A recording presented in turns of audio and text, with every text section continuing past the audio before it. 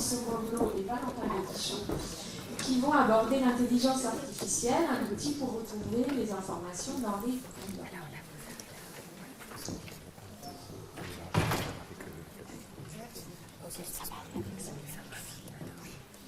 Donc, le temps que le diapo se lance, déjà merci beaucoup de nous avoir invités aujourd'hui à présenter nos travaux avec Valentin.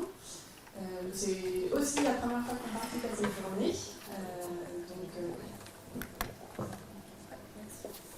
Et donc nous avons proposé cette présentation à deux voix aussi pour montrer la complémentarité dans ce domaine de l'IA. Il y a le côté ingénierie forcément, mais il y a aussi le côté médical qui va être complémentaire de cette approche.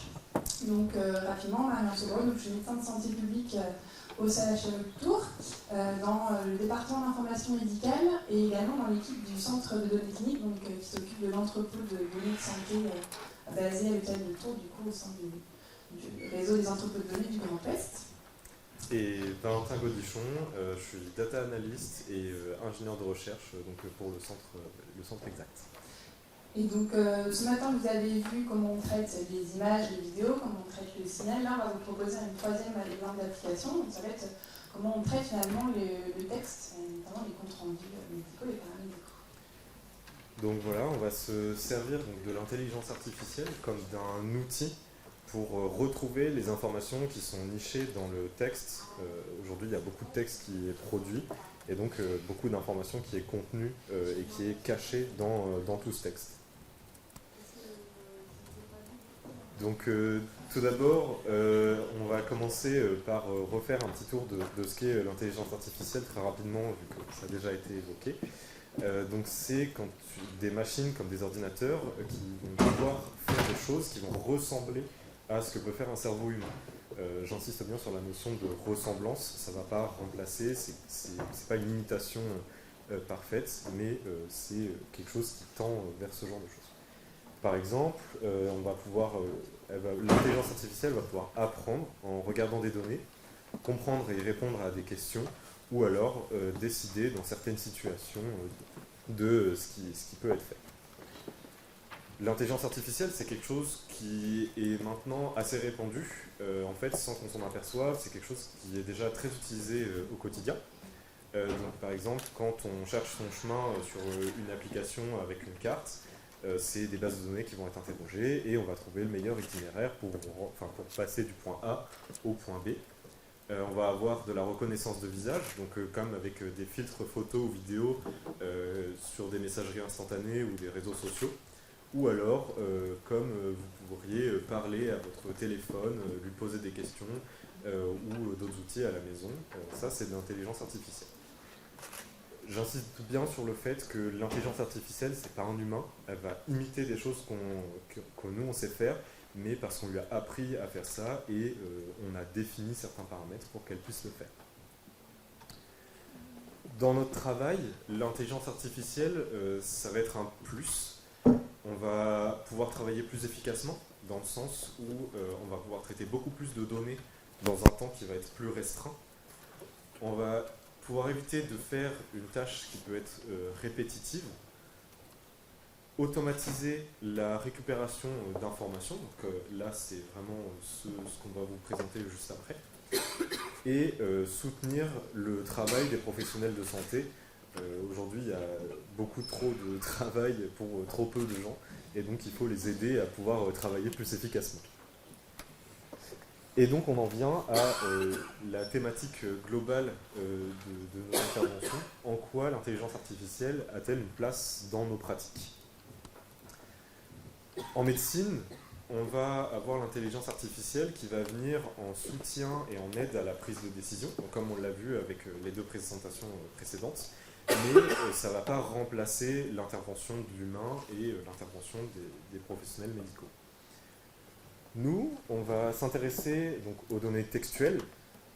Dans ces textes, on a énormément d'informations qui sont dispersées au milieu des phrases. On a seulement quelques mots qui sont intéressants et dont on a besoin pour la recherche. Et donc tout ça, ça va faire un gros volume de données, étant donné qu'en fait, à chaque fois qu'il va y avoir des interventions médicales, on va avoir des documents qui vont être produits et On en a un sacré paquet. Mais tout ça, pour l'instant, il y a assez peu de traitements informatiques finalement. Les professionnels de santé vont devoir ouvrir les documents, les lire et extraire eux-mêmes l'information qui est nichée dedans. Ça prend énormément de temps. Et donc là, l'idée, ça va être de simplifier et de réduire ce temps qui peut être assez conséquent. Tout ça en gardant à l'esprit qu'il faut protéger l'information des personnes concernées et des professionnels. Il ne faut pas que ça fuite partout et qu'on ne contrôle plus la donnée. Et donc on met vraiment l'accent sur la protection des données, et que ce soit les données des personnes concernées et les données des professionnels. Et donc pour ça, on va passer par une première étape où on va retirer les informations identifiantes des documents avant de pouvoir les traiter en recherche. On va prendre notre exemple, nous, donc à la PCO, à la plateforme de coordination et d'orientation du 37. On va refaire un bref passage sur qu'est-ce qui se passe pour un enfant quand il fait un parcours PCO. Donc tout d'abord, il va être adressé à la plateforme de coordination et d'orientation par un médecin, pédiatre ou des infirmiers qui vont détecter des potentiels signes de troubles du neurodéveloppement et ils vont commencer à monter un dossier qu'ils vont envoyer à la plateforme de coordination et d'orientation. La PCO va ensuite contacter la famille pour avoir un petit peu plus d'informations sur l'enfant, sur son comportement, sur qui il est, etc. Et suite à ça, on a un dossier qui est beaucoup plus complet et on va pouvoir passer par une étape de validation du dossier. Lorsque le dossier est validé, la PCO va coordonner et orienter l'enfant en fonction des besoins qu'il a. Et on va l'envoyer voir des ergothérapeutes, psychologues, psychomotriciens, orthophonistes, etc., qui vont pouvoir suivre l'enfant et l'aider dans son développement. Dans son développement. Tout ça, c'est un parcours qui est pris en charge par la PCO. La famille n'a pas besoin de débourser de l'argent pour les consultations, tout ça. Ça dure environ 1 an. Et pendant tout ce parcours, les professionnels qui vont voir l'enfant vont produire justement des documents qui vont être envoyés à la PCO, qui vont être traités par la PCO pour savoir si effectivement, oui ou non, on peut poser un diagnostic de trouble du neurodéveloppement à l'enfant et pouvoir ensuite faciliter la suite de sa vie. Donc comme je l'ai dit, après environ 1 an, on arrive à une fin de parcours, une fin de prise en charge. Et à ce moment-là, on ne laisse pas l'enfant tout seul, etc. Il ne repart pas dans la nature comme ça. La PCO va encore une fois l'orienter vers des structures spécialisées qui vont pouvoir ensuite faire un suivi plus précis de l'enfant en fonction des besoins. Les flux de données, donc dans tout ce parcours, on vient de voir qu'il y a énormément de flux de données. Tous ces flux de données sont déjà à peu près sécurisés. Mais en fait, par la suite, il va y avoir une sécurité qui va être encore plus renforcée par le biais d'applications qui vont permettre de faire le lien entre les professionnels qui suivent l'enfant et la plateforme de coordination et d'orientation. Donc comme je l'ai dit, on a énormément de documents informatiques qui sont produits par les professionnels et qui sont envoyés à la PCO. Tous ces documents sont parfois en fait renvoyé sous forme de photographie ou alors une image qui va être scannée et pour un traitement humain il n'y a pas beaucoup de soucis, mais par contre quand on veut traiter tout ça informatiquement et extraire de la donnée, ça va être un peu plus compliqué. Pour ça, on a des outils en intelligence artificielle comme l'OCR ou reconnaissance multiple de caractères qui en fait va se positionner au-dessus du document, va le lire comme si un humain pouvait lire l'image et va le transcrire. Donc, en fait, c'est comme si quelqu'un venait réécrire le document sur un ordinateur. Et ça va nous donner un texte qui va être exploitable informatiquement et on va pouvoir travailler dessus ensuite pour l'anonymiser et extraire les informations dont on a besoin pour la recherche. Par exemple, ici, donc quelqu'un a écrit en fait, directement sur une feuille à la main Hello World et l'OCR va passer au-dessus, va détecter les caractères et comme on lui a appris que cette forme-là ressemble à un H, il va la transcrire en un H de manière informatisée. Après, il faut vérifier quand même que l'intelligence artificielle a bien fait son travail, qu'on a des données qui sont exploitables. Et donc pour ça, on va faire un petit peu ce genre de graphique où en fait on va comparer la fréquence d'apparition des lettres dans le texte à la fréquence d'apparition des lettres dans un texte en français. On va tout simplement regarder si en fait ce qu'on a extrait, est-ce que c'est du français ou pas. Et là, on remarque donc, sur ce graphique-là que le document 2 en fait, s'éloigne largement des autres documents et de la ligne bleue qui est en fait la référence française. Et donc en fait, on voit très bien que ce texte-là, par exemple, a été maltraité. On n'a pas de français et donc on peut écarter ce document. Les données, on ne pourra rien tirer du document ici. Donc, comme je l'ai dit tout à l'heure, une fois qu'on a extrait l'information et qu'on a écarté tous les documents qu'on ne peut pas traiter, avant de mettre un peu les mains dans le cambouis et de faire de la recherche vraiment à partir du texte, on va devoir protéger la donnée. Pour ça, ça va passer par une étape d'anonymisation ou de pseudonymisation. Donc, pour faire un peu simple, l'anonymisation, c'est on va retirer toutes les informations qui pourraient permettre d'identifier la personne concernée. Donc, que ce soit des noms, prénoms, adresses, etc. Pour la personne concernée et les médecins. Tandis que la pseudonymisation, c'est un petit peu la même chose. On va retirer l'information, mais cette fois-ci, on va la remplacer par un identifiant, par un code qu'on va garder, et on va garder la correspondance entre le code et les informations du patient à un endroit très sécurisé, tout ça, où seules les personnes habilitées peuvent aller voir la correspondance. Mais on peut traiter le document en toute sécurité. On ne peut pas remonter à partir du document vers directement la personne. Donc, un peu un retour d'expérience de nous, ce qu'on a déjà fait. Donc pour l'instant, l'anonymisation se fait par expression régulière. En fait, on a des patterns de mots ou de groupes de mots qui sont connus pour justement ces informations.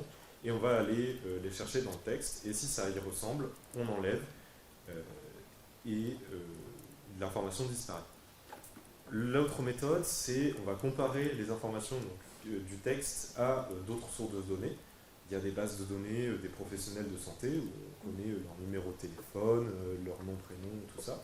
Et donc on va comparer avec nous notre texte. Si l'information apparaît dans notre texte et dans la base de données, on l'enlève et donc on anonymise. Tout ça, c'est très efficace, c'est très précis, on recherche de l'information qui est très précise dans le texte. Mais par contre, c'est très complexe à mettre en place et trop rigide, dans le sens où si un texte est écrit d'une autre manière que celle qu'on a définie, en fait, ça ne marchera pas. Et donc, il faut qu'on redéfinisse tout ce qu'on a fait auparavant. Voilà. Je passe la main à Marie qui va vous parler un petit peu de la suite. Donc, merci Valentin. Donc, rapidement, avec cette première partie, on a vu déjà, avant de pouvoir faire la recherche dessus, il faut être dans les clous au niveau réglementaire. Donc, l'importance de pouvoir passer par cette étape grâce à l'IA d'anonymisation et de pseudonymisation. Et après, du coup, on a envie de savoir qu'est-ce qu'on va en faire une fois qu'on a du coup accès à ces bases, à ces bases de données. Donc, l'image un petit peu du minerai, c'est dire que là, on a des gisements de données, en tout cas à l'hôpital, on a des quantités assez importantes de textes, mais pour l'instant, on ne sait pas forcément les exploiter, on n'a pas forcément les outils pour. Donc là, c'est la deuxième partie de cette présentation, un travail en cours, du coup, sur seulement développer des intelligences artificielles qui vont aller extraire automatiquement les informations d'intérêt pour les recherches futures. Donc c'est plutôt de la structuration finalement et de l'extraction de données d'intérêt à partir des textes qui à la base du coup sont faits pour le sens. C'est là où c'est très intéressant, c'était vraiment des données de vie réelle qui viennent vraiment des parcours du coup des personnes concernées qu'on va essayer d'exploiter. L'animation a marché. Donc rapidement, c'est un peu ce qu'on a vu aussi avec la première présentation ce matin de M. Kelly, c'est finalement on va apprendre à la machine à limiter finalement l'information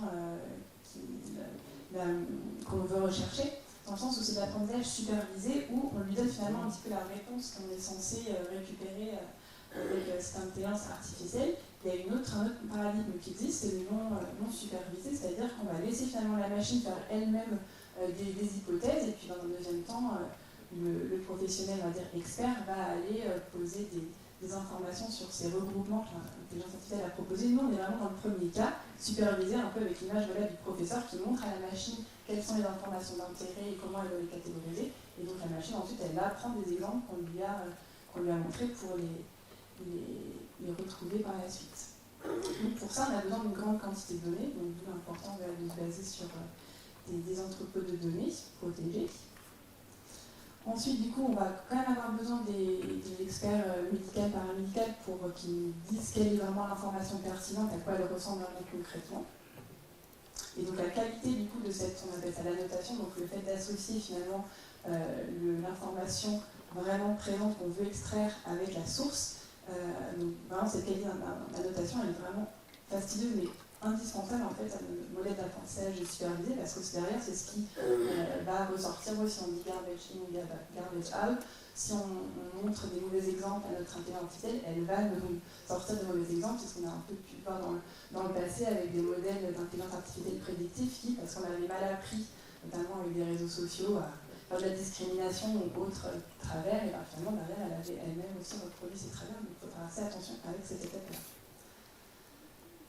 Donc après, dans le processus, on a du coup toute cette grande quantité de données anonymisées qu'on a étiquetées manuellement. On va en séparer une petite partie qu'on ne va pas montrer à l'intelligence artificielle. Donc elle va apprendre vraiment que sous une sous-partie du coup de ces données-là. Et puis elle va, une fois qu'elle aura vu ces données avec les réponses attendues, elle va nous proposer finalement est-ce que j'ai raison quand je dis par exemple que le premier document de la pile, là, le bleu, je dis que son étiquette c'est bleu aussi. Ben non, on avait vu que c'était rouge, donc on dit qu'elle s'est trompée. Et comme ça, elle va pouvoir améliorer ses paramètres et donc être de plus en plus pertinente. Après, du coup, elle va nous proposer une deuxième fois, finalement, le document bleu, d'accord, je me suis trompée, là, je vous propose que l'étiquette soit rouge. Là, on va dire, oui, en effet, tu as raison. Et donc, on voit que derrière, il y a quand même cette étape aussi, finalement, manuelle et experte qui va superviser, donc vérifier les résultats qu'elle propose. Finalement, quand on est assez satisfait, du coup, de ce modèle, on va pouvoir le figer et lui faire du coup montrer ces nouveaux petits sous-ensembles de documents qu'il n'a jamais vus pour voir si en vie réelle il est vraiment capable de retrouver les informations. Donc là, Liane nous propose que le document rouge c'est l'étiquette dorée, le document jaune c'est l'étiquette grise et puis le document bleu c'est l'étiquette dorée. Donc là on est 100% satisfait des résultats et on va pouvoir derrière l'utiliser en pratique. Donc pour finir cette présentation, finalement pourquoi collecter toutes ces données? Donc, on est bien compte que les données réelles elles sont très très précieuses, donc ça va pouvoir accélérer la recherche, mais aussi d'un côté épidémiologique, ça c'est plus ma partie, vraiment servir après concrètement pour dimensionner des politiques nationales ou plus locales. Là actuellement on se base sur des registres, donc c'est un peu l'ancien modèle de collecter des données où on va avoir toute une armée de personnels qui vont remplir à la main du coup ces registres. Nous avec ces nouveaux on va dire, paradigme des entrepôts de données et de l'intelligence artificielle pour extraire les données, on va pouvoir couvrir, on espère, un territoire un peu plus représentatif, plus général, et puis surtout couvrir plusieurs années, puisqu'actuellement les registres se basent que sur le TSA. Je passe assez rapidement là-dessus, et donc on voit là encore un petit pas de côté, recherche, épidémiologie, mais aussi politique publique et stratégie derrière. On voit que voilà, c'est le gouvernement, le Sénat qui avait proposé toutes ces réglementations sur l'importance de recueillir ces données, mais le plus récemment, avec la stratégie nationale, on voit qu'il y a vraiment aussi cette priorisation qui est mise en évidence sur le recueil des données. Et puis là, c'est juste pour remercier Exact, sans qui tout cela ne serait pas possible. On a pu commencer à présenter nos travaux dernièrement cet été à un congrès international d'informatique médicale avec Valentin. Donc on remercie Exact de nous avoir soutenus. Et puis à vous tous, voilà, pour nous avoir écoutés, on est disponible pour les questions tout de suite après la pause. Merci.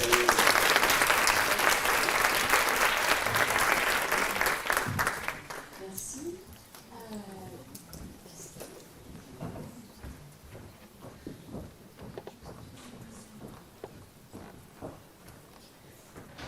Bonjour à toutes et à tous.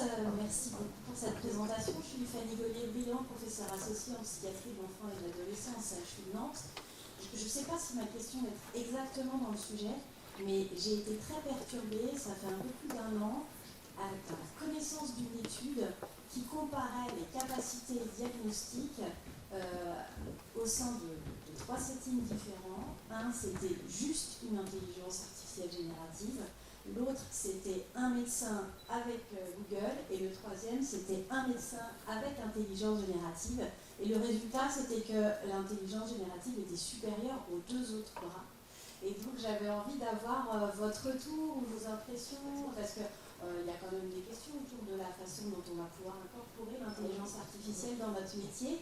Et savoir qu'on est moins bon avec une intelligence artificielle que l'intelligence artificielle toute seule, c'est une bonne leçon d'humilité.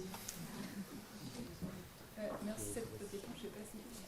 déjà, je voudrais juste revenir sur le côté pratique, en fait, et pourquoi on va utiliser l'intelligence artificielle dans ce cas-là précis. C'est qu'au final, on lui a fait un peu confiance au départ parce que, j'imagine, je n'ai pas vu la méthode appliquée, mais elle a été quand même entraînée sur des bases robustes avec des experts qui ont passé énormément de temps à entraîner tout ça. Donc finalement, on peut se dire que l'intelligence artificielle est juste une synthèse ou une traduction à l'instant T de tout un comité d'experts qui viennent appuyer du coup le médecin. C'est un peu mon interprétation comme ça à la chose, je sais pas si Après, selon moi, pour le fait que que l'intelligence artificielle seule soit meilleure que l'intelligence artificielle avec quelqu'un, ça peut être en fait pas du tout un problème que la personne n'est pas expérimentée ou quoi, mais seulement en fait dans les questions qu'on va poser à l'intelligence artificielle, ça se voit très bien avec aujourd'hui ChatGPT. En fait, vous pouvez poser tout et n'importe quoi comme question. Sauf que sa réponse va dépendre de la question que vous lui faites en entrée. Si le prompt n'est pas très bien fait, potentiellement en fait la réponse ne sera pas forcément aussi satisfaisante que si c'est un prompt qui est déjà préécrit. Ça peut venir de là. Mais ça veut en aucun cas dire que les gens sont moins bons qu'une intelligence artificielle. Merci pour la présentation. J'aimerais avoir votre sentiment en fait sur. Donc, je viens de lire une étude en fait qui porte sur l'EEG, donc une étude anglaise, 1 millier de patients, des données qui ont été. Donc c'est une analyse rétrospective, des données collectées sur 20 ans. Et les auteurs posent la question en fait de quoi avons-nous besoin pour progresser dans l'utilisation de l'IA. Et la conclusion, j'aimerais avoir votre sentiment, c'est qu'on n'a pas forcément besoin de plus de données. Ce dont on a besoin, ce sont des données de qualité, et notamment des données annotées. Et c'est ça, et effectivement, annoter des données, c'est fastidieux. Et donc, une des conclusions de l'article aussi, c'est qu'on n'a pas forcément non plus besoin de développer de nouvelles approches encore plus sophistiquées que celles. Donc, j'aimerais connaître votre avis là-dessus. On est assez d'accord avec ça. Il y a déjà des grosses entreprises, des gens américains qui ont des laboratoires entiers dédiés à des modèles très perfectionnés. Peut-être que actuellement, on ne va pas avoir la présomption de pouvoir proposer des nouveaux modèles, mais plutôt réutiliser finalement ce qu'il y a déjà. Mais comme vous le dites, en fait, faire réfléchir à qu'est-ce qu'on a en entrée de ces modèles, et donc en effet la notation. Et c'est ça qui prend beaucoup de temps. Nous, par exemple, dans le projet qu'on voudrait mettre en place, là, on s'est procuré une licence pour avoir accès du coup, à des modèles de reconnaissance d'information. Et finalement, le projet, ça va être plus sur à qui on propose du coup d'annoter, quelles règles on donne pour la notation, tout ça, parce qu'il faut aussi qu'on soit tous à peu près d'accord sur la même façon d'annoter. On l'a vu sur un autre projet en orthopédie, deux chirurgiens orthopédistes, même si on parle de la même opération, etc., ne vont pas forcément avoir la même sensibilité pour surligner dans le texte, par exemple, un effet indésirable. Et donc, finalement, il faut quand même avoir un comité un petit peu qui pilote un petit peu tout ça et qui orchestre un petit peu tout ça pour en effet réfléchir vraiment à qu'est-ce qu'on donne à manger à la machine pour espérer des résultats satisfaisants. Ouais, ça, c'est un vrai sujet parce que c'est un peu ce qu'on a connu finalement avec la DOS. Avant l'IA, c'est la DOS. C'est le fait que tout d'un coup, on s'est fait imposer un modèle de standardisation clinique diagnostique avec la DOS pensé par les anglo-saxons, pensé dans une démarche bien particulière, hein, puisque c'était au départ pour valider des critères diagnostiques pour des enfants qui rentraient dans des protocoles de recherche. Donc c'était pas dans une démarche clinique et c'est devenu le gold standard du diagnostic. Et on voit bien des fois dans nos évaluations cliniques diagnostiques que la dose, on est là, non, ça colle pas du tout avec notre jugement clinique global, pluridisciplinaire, nettement plus complexe. Et c'est un peu la crainte qu'on peut avoir, parce qu'on voit la force de frappe aussi justement des anglo-saxons, c'est finalement de penser cette pensée-là et cette observation-là de la clinique, pour laquelle il n'y a pas forcément un consensus au niveau notamment international et sur la finesse de la sémiologie. Donc c'est très très important que nous, on s'approprie aussi justement cette démarche-là, parce qu'elle va avancer, hein, ça c'est sûr, et de façon très pratique. Et vous ne l'avez pas présenté, mais justement, Marie et Valentin, ils travaillent vraiment sur les comptes rendus orthophoniques, les comptes rendus psycho, et qu'est-ce qu'on va prendre dedans, et qu'est-ce qui va être intégré ensuite aux algorithmes diagnostiques additionnels, parce que de toute façon, ça va être ça. Relire des pages 5 pages de compte rendu PDF avec des conclusions de 3 pages, donc à mon avis, dans pas longtemps, ça va être out. Hein, mais du coup, il faut qu'on puisse nous s'approprier ça pour ne pas perdre quand même la finesse de la sémio, hein, parce qu'il n'y a pas tant, le consensus, il n'est pas si... On est proche des orthopédistes. Merci beaucoup. On va faire une pause, donc un quart d'heure, on se retrouve vers 11h05. Merci.